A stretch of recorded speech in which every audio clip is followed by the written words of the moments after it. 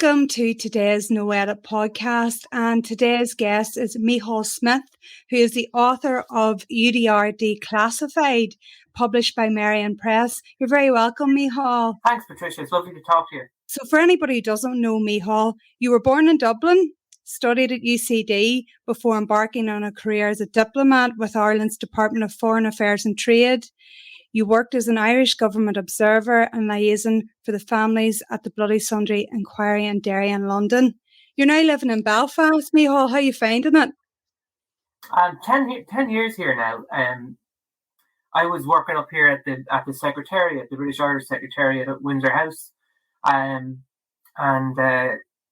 just luckily met somebody here. It's a beautiful woman, and we decided that we'd make our life together. I became a stepdad, and when DFA was looking to move me on in 2014 or 2015, I decided the best option was to leave them and resign and stay here and make my family. So 10 years here, and believe it or not, when I go home to Dublin, people think that my accent is northern. I don't know. Do you get compliments on it, or do they just call you a Nordy now? I think anywhere I go, I don't get compliments. My wife's family are from Strabane, and you can imagine the kind of crack that flies about being a Nordy. Yeah. And you're now working at the Pat Finucane Centre. Well, I've recently left the Pat Finucane Centre, actually. I was working there for about coming on 5 years. I had a really interesting time there, really interesting career with some great colleagues and great friends, but just the publication of the book just seemed like a natural end to go on and do other stuff, I suppose. Yes, and you wrote another book just before this one, UDR Declassified, as part of your work in the Pat Finucane Centre, Micheál. That's right. I think we published it in 2018. It was a look at what the parachute regiment got up to in Belfast in a really critical period, 1970 to 1973. So everybody knows, or thinks they know, what happened in Derry between the paras and the civilians, and their use in Derry, but there was not so much of a focus on what happened in Belfast. And I think that's kind of understandable, because if you look at what happened with the Ballymurphy families, for example, they only got any kind of semblance of justice last year, but for the longest time they didn't even realise that their relatives' deaths were linked in any way. But it was through their campaigning and their efforts that we began to see that the parachute regiment was used in Ballymurphy almost as a precursor to Bloody Sunday, and just that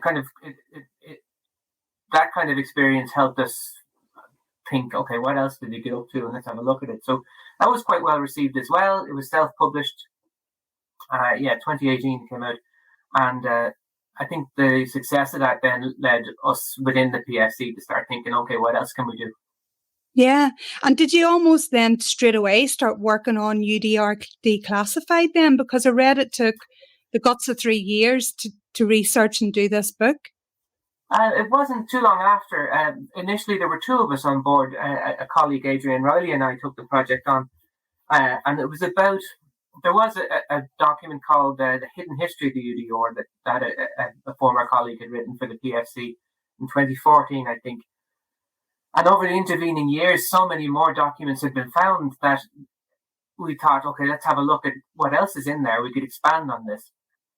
And then as the project grew and grew, or as the stone rolled, I guess, we just realised that this could be a lot bigger than a self-published large format book such as the Parachute Regiment was, particularly as more evidence was uncovered. In fact, I mean, since we have published the book, more files had been discovered. We could have kept going, but we had to just put a full stop in it somewhere.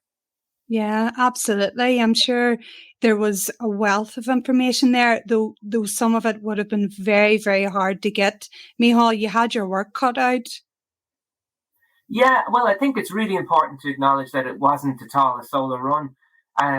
The researchers in the Pat Finucane Centre, Alan Brecknell, Anne Cadwallader, Margaret Irwin, Paul O'Connor, Sarah Ruddy, the work that they have done over the years is astonishing. In 3 discrete centres in the north, it is Armagh, Derry, and then ourselves in Belfast. We had kind of collectively taken a deep dive, I think we called it, into the archives, and all came out with different hauls in our nets, So it was up to me to put it together, certainly, but it wasn't a solo run in finding all this stuff. I would have been lost without my former colleagues.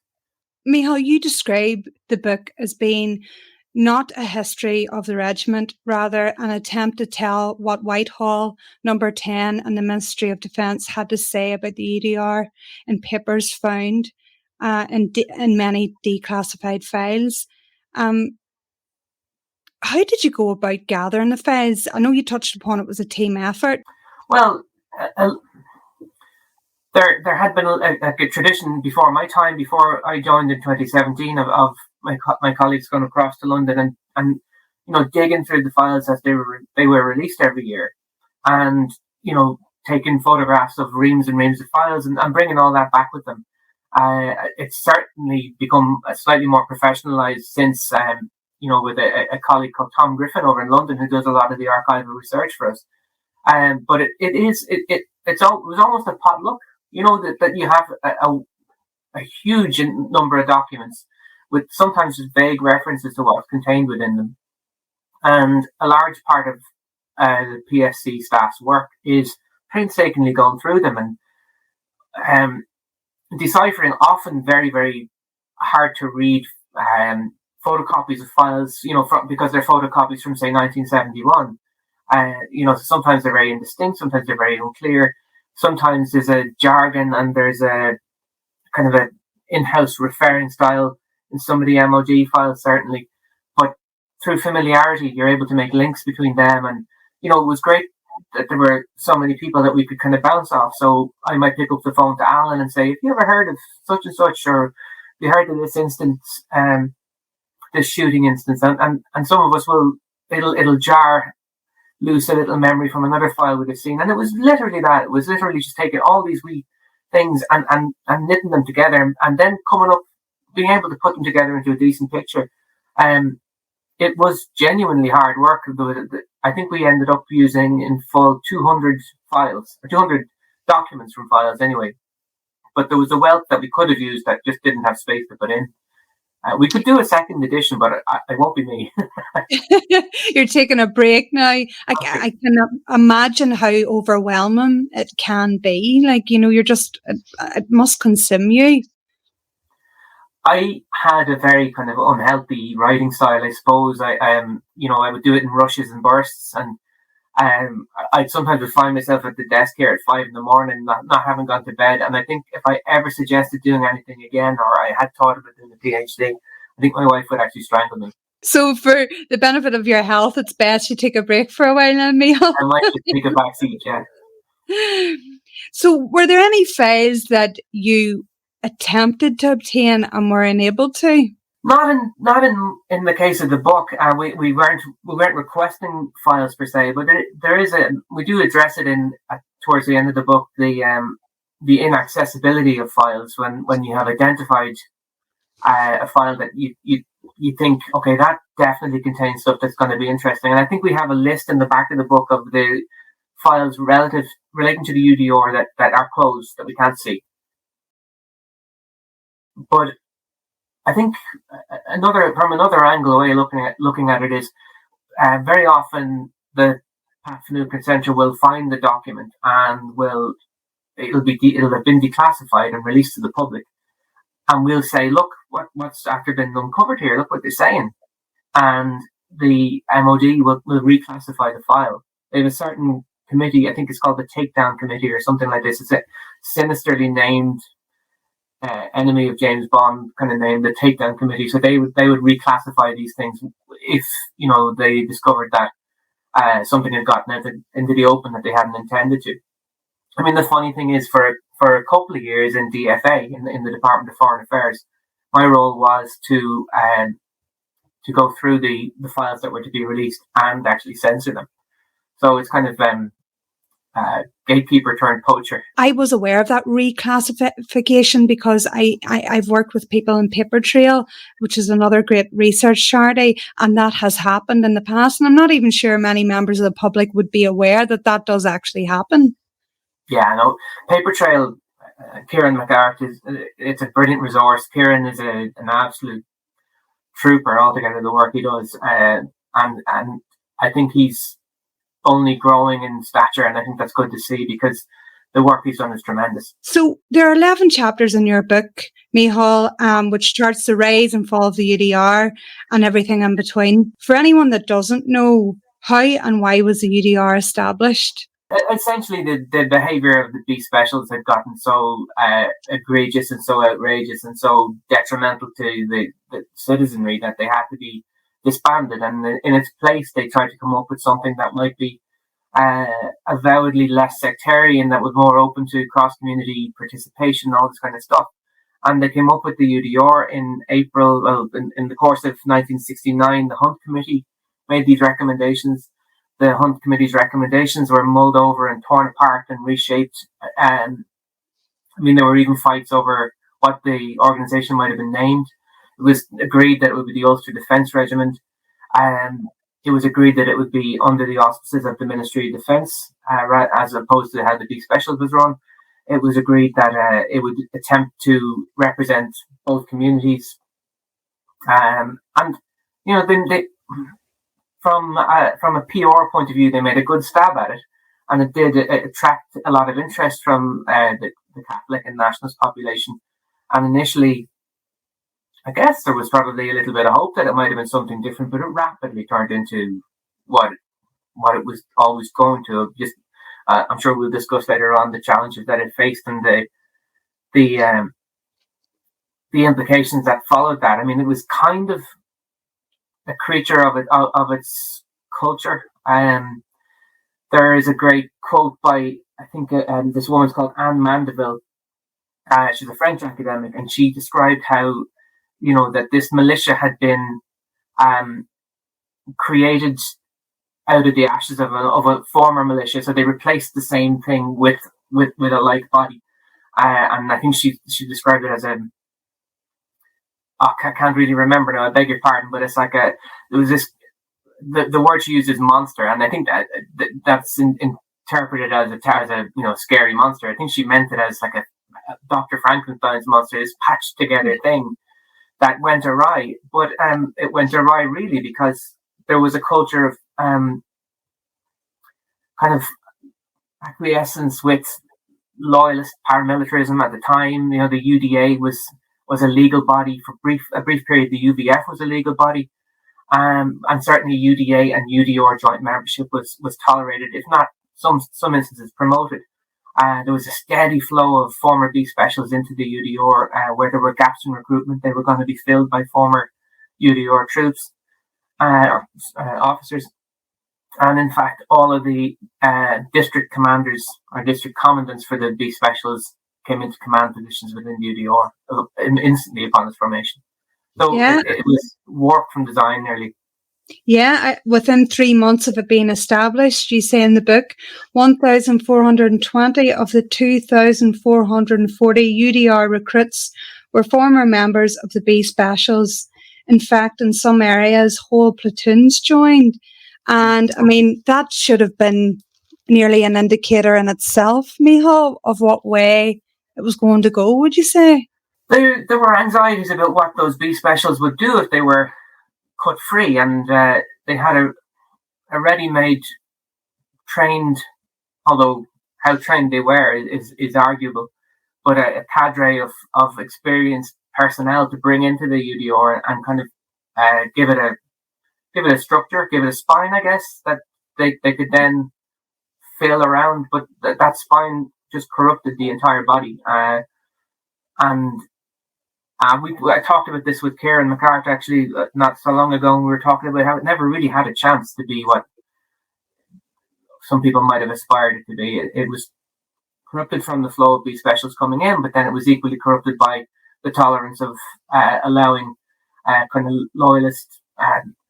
It was kind of as a filter or it's kind of I can't remember the word that they used, but it was to be a temper for extreme, a filter for extremism, so that it didn't go into the community. You could exercise all your loyalist anxieties within the ranks, but it didn't have a chance to be anything that it was. were you able to find many figures for Catholics who initially joined and then how that dwindled? I didn't find too many figures myself within the files. We do reference some of the reports from the UDR Advisory Council within it, but there is quite an authoritative study by an academic that we quote in the document, who talks about the Catholic recruitment, the problems inherent in it, the initial enthusiasm that was promoted by figures such as Austin Curry, but then how instantly, well, not instantly, I beg your pardon, but upon kind of military manoeuvres such as Operation Motorman, or indeed the internment sweeps, the UDR's role in those, even on the sidelines, was enough to antagonise so many Catholics away and make them think, okay, this isn't for us. There was an initial flurry of Catholic recruitment, certainly, but then that dwindled away. And there's some argument, there's some controversy still about whether, that the absolute certainty that there were a lot of Catholic UDR men killed in a certain period. There was almost exclusively Catholic UDR men killed, and that deterred Catholics from joining. And how much you can ascribe the fall off of Catholic recruitment to that that threat versus the UDR's kind of increasing sectarian image. That there was a fall off anyway. But I can't remember the man's name. I should have actually written all this down before I talked to you. But it's a really, really good study. We quoted quite a lot in the book, but it does reflect the arguments about what was responsible for the fall off in Catholic recruitment. So you acknowledge in the book that for elements of the British establishment, the UDR was used as a surrogate counter gang. ... The MOD new UDR weapons were stolen and used to murder Catholics. And part of, your analysis from the files, you were able to find that there were large incidents of criminality within the UDR. And I think in the first 10 years of existence, you were able to find from files that over 200 members were convicted of offences, many relating to sectarian murders. What examples do you have in the book of that? Well, I think the first thing to say is that the most important thing about this book is that it's all evidence-based from the files. It's literally what's said in their own words about the UDR. So it's not a kind of an editorializing. It's not my opinion. It's me reflecting what's said in it. And the irrefutable proof is there within British government files of catalogues of personnel within the UDR being involved in criminality, and often very, very serious criminality, and it being it's not tolerated. I mean, they were weeded out, but by the time a UDR soldier who could have been accused of murder, or we have a very kind of an odd reference to a UDR soldier who was accused of or found guilty of going into one financial institution, might have been a post office, and robbing it, but asking that the robbery be made out to a check, and bringing the check into the bank next door to cash it, and being arrested upon that. This kind of illegal behaviour, that's just one instance, but that guy, when he was before the judge, his UDR membership had been expunged from the record. So constant references to UDR personnel involved in serious crime. We have catalogues, we have lists compiled by the NIO and the MOD of all of these instances, backed up by lists provided by the Irish government to the British, saying, look what's going on here. This isn't being reflected in the courts, certainly. But there was very definitely a kind of hesitate the word collusion, but an agreement between the authorities to obscure UDR personnel's criminality or membership when they were before the judges. So the sheer extent of criminality was only uncovered through dribs and drabs. And I think one of the first to kind of write about it was Chris Ryder in 1991 in his first book about the UDR. But the official policy was to totally pull a veil over it. You also reference internal investigations that concluded at one point that up to 70 members of one battalion had links to loyalist paramilitary groups at some level. And it was also suspected that up to 30 members of that battalion had engaged in large-scale fraud, claiming an estimated £30,000 to £47,000 for duties not carried out, and more chillingly, that money was suspected of being passed to the UVF. What time period are we talking about those two incidents there, Micheál, of paramilitary members being linked to paramilitary groups and also the fraud? Okay, well, the first most significant document dates from 1973, and it's an internal report called Subversion in the UDR.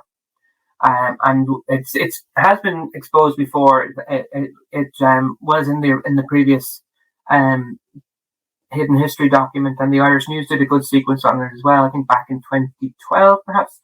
But in 1973, the internal document said that 10 to 15% of the UDR had loyalist paramilitary links, and it detailed a number of arms thefts and instances of large-scale weapons walking off bases and collusive behaviour being suspected.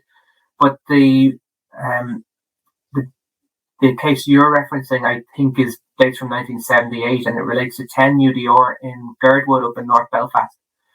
That's correct. And that investigation was brought about because they realised that 10 UDR was incredibly penetrated by the UVF.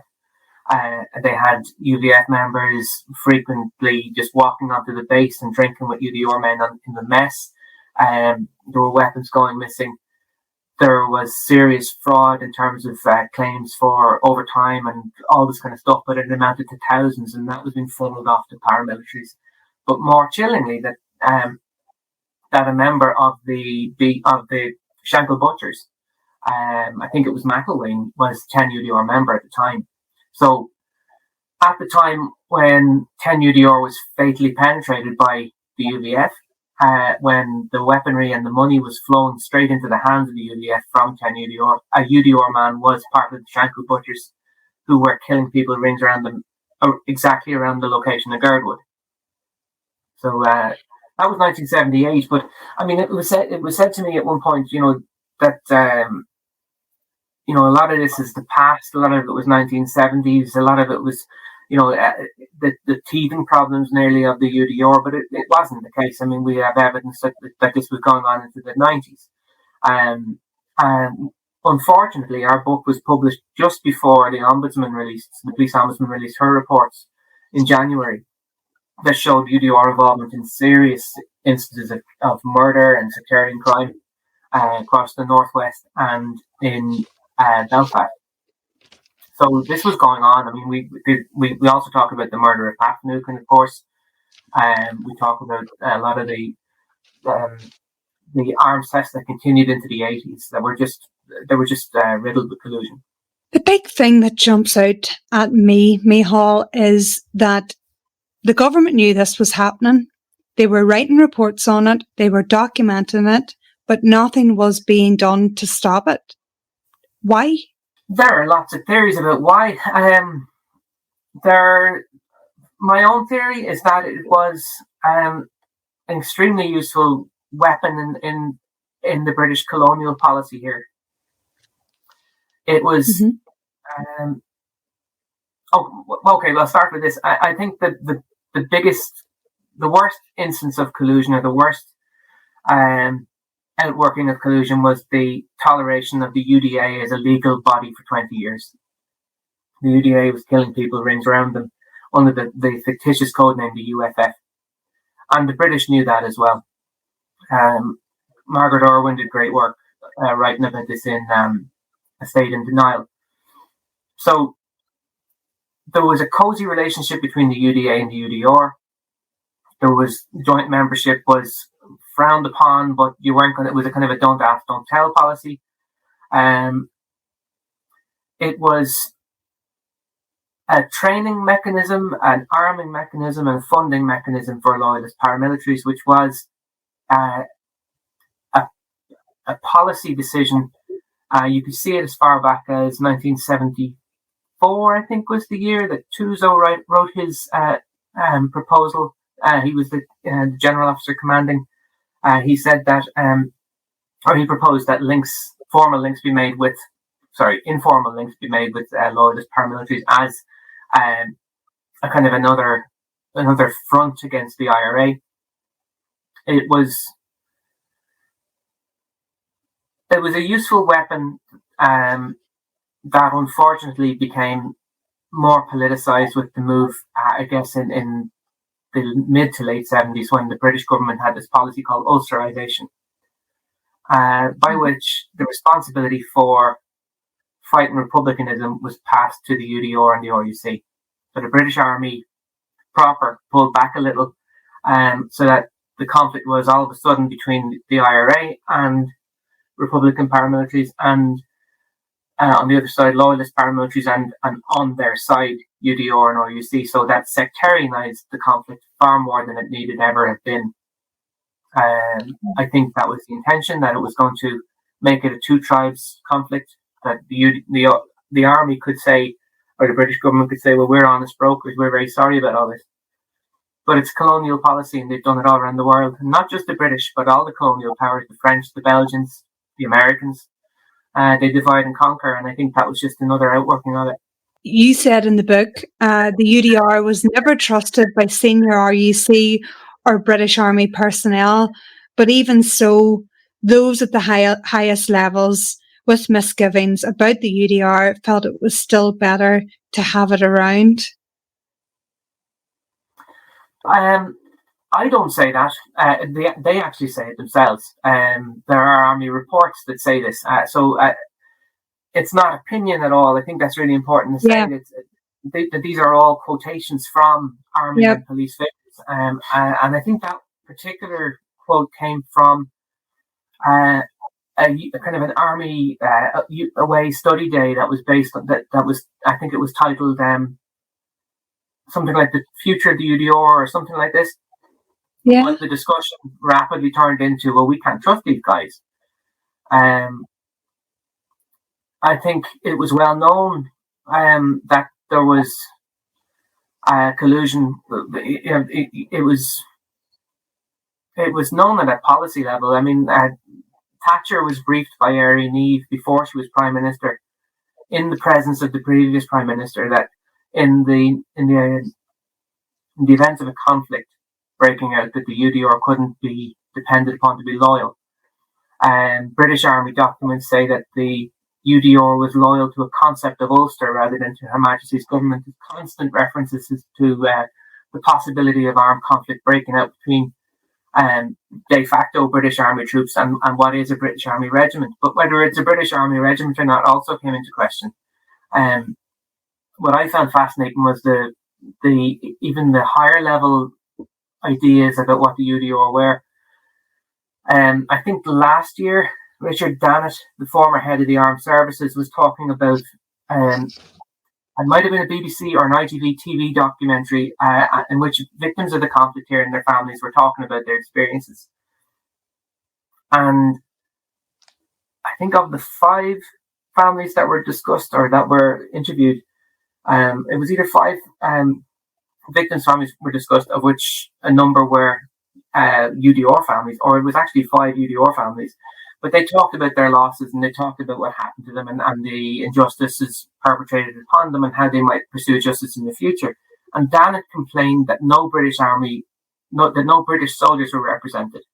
He didn't consider UDR soldiers to be British soldiers, and neither did Thatcher. We have an example from NIO files when she insulted the father of a UDR man who'd been grievously wounded. She said, well, we only care about British soldiers. They cared more about British soldiers coming back in coffins to the mainland than they could tolerate losses here, because I think very tellingly last year when Brandon Lewis came out with his proposals on legacy, I think it was the Andersonstown News in July had a headline, "We're all Paddies now." So that was exactly the idea. To the British, we were all Irish, and we were duking it out among ourselves. They were, oh, it's nothing to do with us. But they were funneling the arms, the strategy, the training, the money. I was just about to say, Micheál, that this book is all document based. And unfortunately, like, I mean, we've all experienced it. We do get criticism, and you have obviously responded to that criticism. You also in the book focus on, and this ties in just with your last point about, the issues that former UDR soldiers faced after it was disbanded, the struggles from financial to mental, writing sense that the British government all but abandoned them as well. I came from grew up in a very Republican household in Dublin. Yeah, so I had a certain viewpoint on the conflict here. Certainly, as I grew up, my thoughts on politics became more internationalist. It's kind of influenced by my auntie Breed Smith, who's a TD in Dublin, the People Before Profit TD. So I became a bit. My republicanism kind of leached away a little, and I became a bit more of a Marxist in my firebrand youth. So I had to overcome that when I was reading a lot of this stuff. And it was only through researching this that I really understood the horrors that were endured by so many UDR families. I really had to acknowledge that, and to not do so would have been an absolute failing. My sympathies, I said this to somebody, are with all the victims and bereaved families in the conflict, because I think that we were all victims of being puppets on a string over there, pulled from over there. I was very nervous about the reception this book was going to get. I'll take it back to the start when Andre and I were asked Adrian and I were asked to write this or to take it on. Both of us looked around the room and thought, this shouldn't be us writing it, because if we were in a room full of experts. And my anxieties were that I'll miss stuff that's important, or I'll repeat stuff that's already everybody knows, because I was totally new to it. But as it went on, I think that kind of naivety was a strength in a way, because I was able to not have so many biases in looking at the documents as somebody who might be more familiar with it. I was very nervous about the reaction the book was going to get. I was challenged on William Crawley's show Talkback by, I think his name is David Crabb, and he's a representative of UDR families. The same way the Pat Finucane Centre would represent victims of state violence, he represents families of UDR personnel who were killed in the conflict, and I think that's a noble and reasonable thing to do. But he said that the book had re-traumatized UDR families, and I thought to myself, well, I don't think you read it properly, because it was the last thing we set out to do. It's not us saying these things; it's the masters of the UDR saying it about the UDR. I mean, since the book has come out, it's been fairly received. There was a good piece in the Sunday World. There was a great piece in the Irish News. The Irish Times covered it. There was a good review in the Irish Examiner. And then, to my surprise, Dale Pankhurst, who's currently studying for his PhD, but he's a vocal loyalist activist online. He wrote a really fair review of it. There were criticisms, and that I would, if I wanted to sit down and answer them, I would have a go at, but they were fair. And he acknowledged that the entirety of the book is backed up by archival research. And we kind of chatted. I asked him for access to it on Twitter. We were chatting, and we both acknowledged that the way forward is education. The way forward is sharing, is trying to see things from each other's perspective. And that's what I tried to do with the book. It was to try and get a debate going on what the UDR was and what the experience of UDR families was as well. I think it was really telling that such a huge part and a factor and element in the conflict, at one stage, as you say, the biggest regiment in the British Army. In all this time, there was only 2 previous major books about it. There was Chris Riders in 91, and there was a former UDR major called Potter, John Potter, who wrote a book in 2001, and that was more or less a MOD endorsed history of the UDR. But other than that, there was no major examination, and it was really curious. So I thought it was essential that we do this and put another perspective out there, and it's been welcomed as that. I think it was important to challenge the notion of re-traumatizing the families, because it's not us, as I say, saying it. It's archival research, and it's the British government's words. I think in 2016 there was a coverage in the newsletter of the release of declassified files, and they discussed how a top judge had said that the UDR was worse and more sectarian during the 1980s than they ever had been. And I wonder, did the newsletter re-traumatize UDR families? I don't think the book is challengeable in that regard. I think it would be fair to say that I editorialized that there was other stuff that could have gone in, but I think the books lauding the UDR had been written, and it was time for this one. You referenced there the Sunday World article. I read it, and it focused heavily on the fact that the UDR was the, quote, chief weapons supplier to loyalist paramilitaries. Was that something, that came up a lot in files that you researched? Yeah, certainly. I think the subversion in the UDR report from 1973, as I said, that said it was the only significant source of modern major weaponry to the UDR, and that continued all the way through the conflict. There are files upon files where there's almost like a wee spreadsheet of 20 rifles are gone from this. They were. A man was led in the back gate, and they drove away with the weapons. But more frequently, there'd be things like UDR personnel's personal protection weapons were taken from them in a fight, or a rifle was stolen from a house. So it was just a steady leaching away of weapons. I think one of the letters that kind of made us kind of step back and go, "Oh, wow," was a letter that said there had been no weapons lost this week. That has to be reported upon, I think, was an indicator of how regular the weapons losses were. I wouldn't even say losses. It was, I think we describe it as a steady stream, and it was, even down to the, as I said, in the late 1980s, and the weapon that killed Pat Finucane was from a UDR base. The weaponry that's referred to in the police ombudsman and the murders in the 1990s are UDR weapons, very frequently.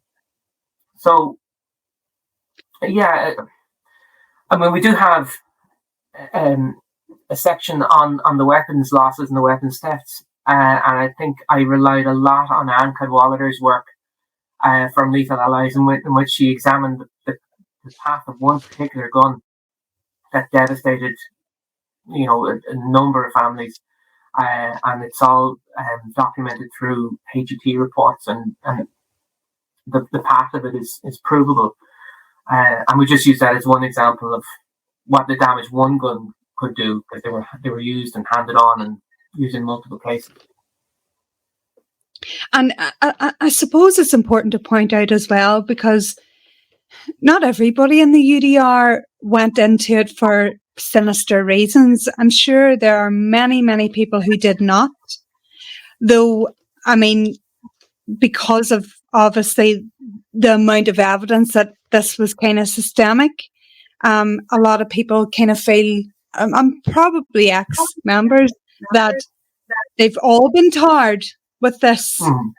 I think that's a very fair point. I think when somebody sees the headlines around this, they will react, like an electric shock, and say that's not fair. That wasn't our experience, and I do understand that. I can. There are. When we were starting this, I looked around, and our kids grew up in with friends from both communities, and I looked around and I thought, okay, well, that friend his uncle was in the UDR. That friend, his grandfather was in the UDR. I kind of knew the families. And I thought, this is going to touch a whole lot of people. There are thousands of UDR families, and then think of all of the numbers of people that are attached to that family. They will all be affected by this, and no doubt hurt, and that was not our intention. But I think I say in the book that we're not out to demonize the entirety of the personnel. We're out to examine the structure and the use of what it was. We acknowledge that there are so many ordinary people who did a job. I think it's really important to acknowledge that for loads of people, it was a family tradition. There are so many instances of brothers and fathers and everything serving together, sisters and wives. In fact, family members discovering their UDR family member dead after an attack. There's the sheer volume of ordinary people that served it with noble intentions has to be acknowledged, but there was a significant number who corrupted it. I often think of the number of 10 to 15% with paramilitary links at least. And to me, that's 1 in 7 nationalities. That's 1 in 7. To me, I often think of, okay, if there's 7 people around the canteen in the restaurant, or there's 7 people out on the job in a van, or there's, whatever context you want to look at it in, and if one of those people is UBF and is, known to be letting weapons go off the base, I can't understand that in most instances that isn't known about it. I do think about this, and it was brought to mind with the murder of Sarah Everard, when the Met police officer murdered Sarah Everard, and it emerged that everybody had known him as, they called him behind his back the rapist. They knew there was something up with him. To imagine that people couldn't see what was going on around them in the UDR, I think to me, it defies belief a little. But I do acknowledge that a lot of people won't have seen it or won't have thought much of it. But I can't say more than that. To me, it astounds me that there was such penetration, but to many people, it's a shock that the UDR was anything but noble. Yeah. And one of, the most notorious loyalist killing gangs there was the Glenanne gang, and it was made up of various members of the security forces, but the UDR was one of them. Is that something that you look into in the book with documents? We do, certainly. I would defer to Anne, certainly, on the Glenanne gang with Lethal Allies. Anne Cadwallader's book on that is astonishing in its detail. But even at that, having written this, in the course of writing this book, we discovered another UDR member who was a member of the Glenanne gang. So it was another name to add to the list. And it was only discovered through the files. This man has been arrested for weapons charges. He's an associate of such and such, and he's a UDR member. So it's going to be a postscript to the next edition of Lethal Allies. It's another name for the gang. And the problem is that we will continue to discover these things. We have instances in the book where we make assertions about certain events. I'm thinking of there's a named UDR officer who assaulted a farmer, and we quote the farmer's affidavit. We talk about how he was badly assaulted and how the named UDR officer was linked to an actual murder. After the book had been published, we found the MOD documents that showed the criminal proceedings that had happened to back up the farmer's claims. But we didn't have it at the time going to print. We'll continually find stuff that surprise us. Unfortunately, I won't, but I know that Patton and the Trail will. This year actually marked the 30th year since the UDR was disbanded. It was shuttered in 1992. An interesting point in one of the reviews I read about your book was, and I think it was the Irish Examiner, was The author said in his review that it would be hard to imagine that the Good Friday Agreement could have been secured had the UDR kind of, stumbled on for those years. What's your take on that? And I know you're not keen to, editorialize or anything, but just, do you think that could have been a possibility that if the UDR still had been about, we mightn't have had peace? So in 1998, I can only talk about what I discovered other people were saying about it, because my opinions at the end of the day are not worth the paper they're written on, genuinely. But there was incredible pressure being heaped upon the British to disband the UDR, and they were responding to it. As early as 1980, they were writing about, look, we can't continue with these guys.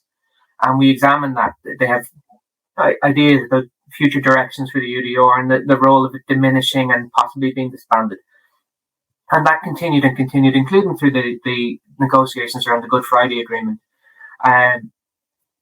It was kind of discussed as a tool of kind of decreasing utility over the years, and towards its end, they were really uncertain about what to do with it, and we examined that in one of the later kind of what to do with the UDR documents the MOD had written. I think one of the most interesting points to make is that so Chris Ryder in 1991 wrote his book about the UDR. It was in no way it wasn't in any way. It was critical in a way. It examined the criminality inherent, but it was a favourable review of what the UDR was. Its second edition, when it came out, had a chapter that finished called "The Future of the UDR." What can it be going forward? It's going to be great. 6 months later, the UDR was gone. So it, as authoritative a figure as Ryder was, with all his access to people that would inform his writing, he didn't see it coming. Nobody saw the dissolution of the UDR coming, and it was gone pretty quickly. And I don't know whether it was gone in order to facilitate an easier path to peace, but I do believe that it was something that needed to go. And that's all I can really say about it. Yeah. I don't know whether there would have been peace without it. I don't really know if I can say that, but it's certainly. I'm sure you've read a lot of interesting reviews of your book, Micheál, with different opinions, I'm sure. But that was just one that jumped out at me, and it's quite a big thing to say. But no, it's. Have you been a wee bit overwhelmed with the amount of feedback and response that you've received? In my opinion, it has been overwhelmingly good, and there are people who in the UDR who have read it that I know of that wouldn't be critical of it. How do you feel? I feel quite relieved. I think is the first thing, because I'm by kind of training a civil servant, and by dint of that, we take a back seat. We write the stuff and give the facts, and other people use them. So what I was trying to do was exactly that, was write the facts for people to examine. But I was genuinely nervous about how it would be received, and how, I might be viewed with certain suspicion or whatever it might be, but genuinely have been really, really pleased at the response. I mean, I think in as early or as late as February, I still had a Word document of this thing, and it was, I won't say a labour of love, but it was certainly a labour. And when it was gone off my computer, I heaved a sigh of relief and thought, well, that's that done. It did not feel like anything until I got that in my hand. Yeah, and just hold it up so we can see that. Yeah. I will be posting pictures, but that's the book right there. My wife and I went into Waterstones, and she took a picture of me beside it on the shelf, and it was only then that I thought, I've actually done something here. And it has been said to me, I think that I can't remember who said it. I think it might have been, it was a legal figure anyway. He won't be happy if I name him. I do remember who it was now. But he said that it's important to have all of this stuff in the one place. It might be stuff that some people can say, well, I knew that, or a repeated thing you hear on Twitter is, the dogs in the street knew that. And I keep thinking, well, then don't buy it for your dog. You know, there's no way you know everything that's in this book. There's bound to be something that surprises you. But more importantly, even if you do think you know everything that's in it, well, here's your evidence that it's true. Yeah. And somebody said to me that it's really important to have that in one contained reference, and it might be as valuable a resource one day as Lethal Allies or State in Denial. And if somebody says that to me, I'll take that and run with it. Micheál, where can listeners buy the book? It's in most bookshops, certainly. And if you can't get it from there, contact the Pat Finucane Centre. We have copies for sale.